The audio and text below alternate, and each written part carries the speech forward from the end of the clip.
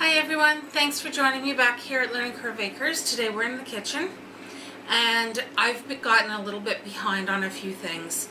So what I'm doing today is thank you Fred, I have some kale that needs to be potted up because you can see the roots are starting to come out through the sides, as well as some perennial spinach. I don't know what brand, like what type, other than it's a perennial. And so we're going to pot this up just so that it can grow out a little bit better before we get ready to put it out in the garden. I also have cabbage that needs to get started, as well as a few other herbs and so on. So that's what we're doing today. So for these guys, what I'm going to be doing is just making a little paper pot. I've measured and cut the newspaper so that it's just a little bit bigger than my soup can. You can use whatever size can you like for whatever size pot, paper pot you're going to be wanting to use. Just remember that by the time you're getting ready to plant these out in the garden, they're going to be pretty flimsy and starting to fall apart a little bit, but that's okay because you want them to biodegrade once they're in the dirt. So I just roll them up, and I have 2 pieces of tape already ripped and ready to go.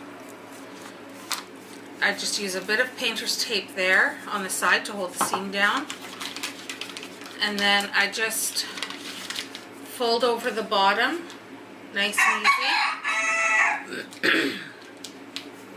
And then I put a piece of tape on the bottom. Now, depending on how far gone the pot is by the time I put everything into the garden, I'm going to be taking this piece of tape and this piece of tape off when I put it in the dirt.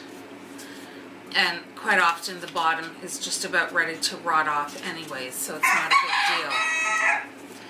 So then it's just a matter of sliding it off. And it is easier to slide off if you've already removed the tape, or the paper. I've already written on the top exactly what this is. This is part of tonight's dinner, so it's not like it's going to be a mystery can floating around the kitchen for weeks on end.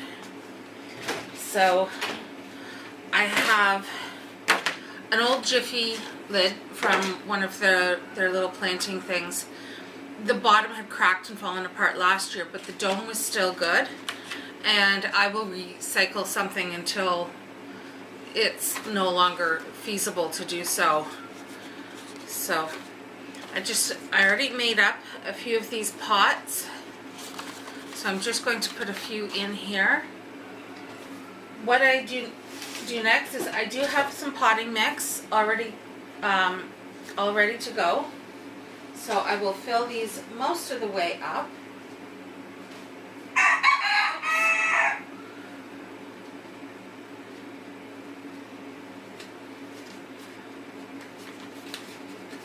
So I've got this about halfway full. It's up to here. And the soil is moist, and you can actually start to see that the bottom, I don't know if you can see this, but the bottom is already starting to look wet or damp. I'm then going to take my kale. I always take it out of these things just because I hate finding them in the garden the next year or 2 years afterwards.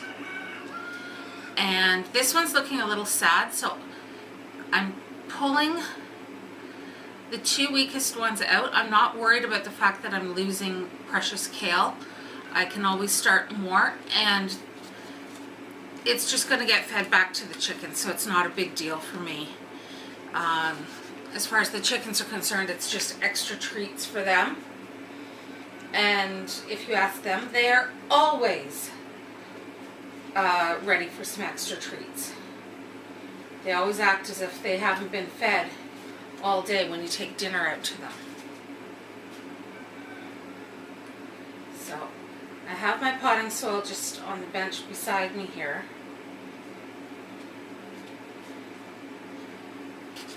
And so I've just put it in, and I'm tapping it down with my finger just down around the the sides. And I'm hoping this little guy's going to be happy.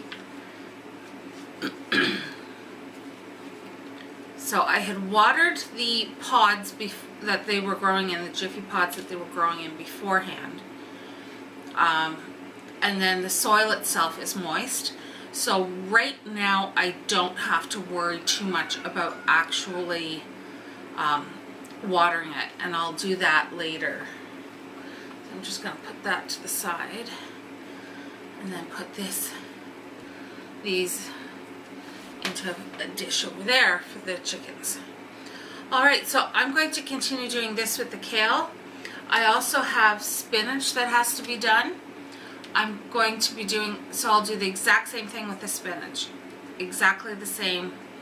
And extras go in for the chickens because they love it. Okay, so I've got these all potted up in their little paper pots. This one I actually ended up having to double wrap with paper because as I was filling it up, the one side just popped open. So that is something, it is a downside with using this, but by the same token, it is biodegradable. It'll fall apart anyways. This is just to get us through till beginning of June when I can get these into the ground, unless I can get things going a little earlier with one of the beds. Pardon me. I do have, as I've said before, I do have some low tunnels that I picked up at our local dollar store. So I'm going to try and see if I can get those going on the beds once the snow is gone. All our snow had been gone, and then we got 5 straight days of snow with about 6 inches. So I wasn't too happy about that. The chickens weren't happy about that. The dogs weren't happy about that. So now we're just hoping for warmer weather. So I'm just going to move these over and out of my way as I start knocking stuff over. So now I'm going to be using these pots. I got these at our local store. It was cheaper than some of the other brand names.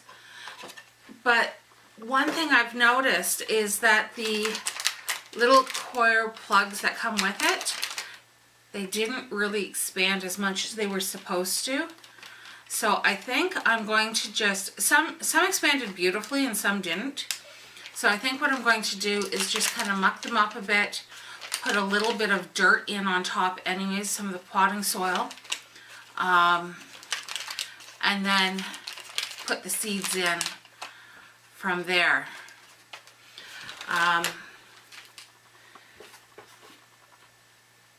Let's just see if I can do this without making too much of a mess. I always find I have a bit better control when I'm actually using my fingers to do stuff like this, rather than the big shovel or my trowel. I still get it on the table, but not quite as much. So just this potting soil could probably use a bit more perlite, but I'm just using it as it is out of the package. I've had fairly good success with this stuff. It's just a no-name brand. Green bags upside down behind me. I don't know if you can see it or not. But it's literally one of the cheapest ones you can buy at most stores like Canadian Tire or Walmart or wherever. Whatever you happen to have closest to you. For those who aren't in Ontario, I don't know if they have this elsewhere, because I do believe this is an Ontario brand. I'm not 100% sure, but oops. So in here today I've got a few different seeds I'm going to be planting. I've got my Swiss chard, my perennial sage, some thyme that I got from Greta's Organic Gardens. Some chocolate sweet peppers. I'm really excited to try these. This is a new type I've never tried. Again, from Greta's Organic Gardens. And I love that she put on the bottom of this that it's an 85%, I don't know if you can see that, but it says 85% germination, and then she dated at 11/17. So I like that. At least it gives me a fairly good idea as to how things are going to go. I'm also going to put in some lavender. I've got Lavender Lady as well as True Lavender. And the difference between the two is Lavender Lady will probably bloom this year, whereas the True Lavender will bloom next year, but in subsequent years it's going to bloom more profusely. We don't need that stick in there. So I also have 3 different types of cabbage that I was given seeds for. So I have Copenhagen Market, Early Jersey Wakefield, and Mammoth Red Rock, or also known as Red Danish cabbage. So, and that one I believe is supposed to be really good for fermenting. Yeah, that's the one that's supposed to be super good for fermenting, because I do want to make my own sauerkraut this year. Alright, so I'm just going to get all the seeds in, and then we'll make up our tags. Alright, so these are done being planted up now, and as you can see, I've started to mark some of them. And what I've done is just, before I actually cover them up, I'm putting in the label, which I have made just from cutting the side off of a sour cream dish or a yogurt dish. I know Julianne over at Dirt Patch Heaven, she does the same thing.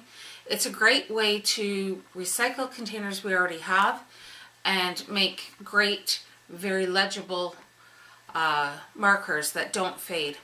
I've tried using popsicle sticks and that kind of thing before, and what ends up happening is when you water them, the water seeps up the popsicle stick and then smears everything that's written on the popsicle stick. Even if you've used a fine point Sharpie, it's still just, you can't read it. So now I'm literally just going through and covering over my sweet peppers, my chocolate sweet peppers. I'm so excited for these to grow. I really hope they do well, because I love sweet peppers. So hopefully we'll have enough for lots of salads and just lots of great summer snacking. Alrighty, so I'm going to continue doing this and then put it in the window and hope for germination. Thanks for joining me here at Learning Curve Acres, and please remember that if you liked the video, please give it a thumbs up, comment down below, and you know, it can start a conversation with other people as well as with me. And also don't forget to subscribe. Thanks a lot, take care,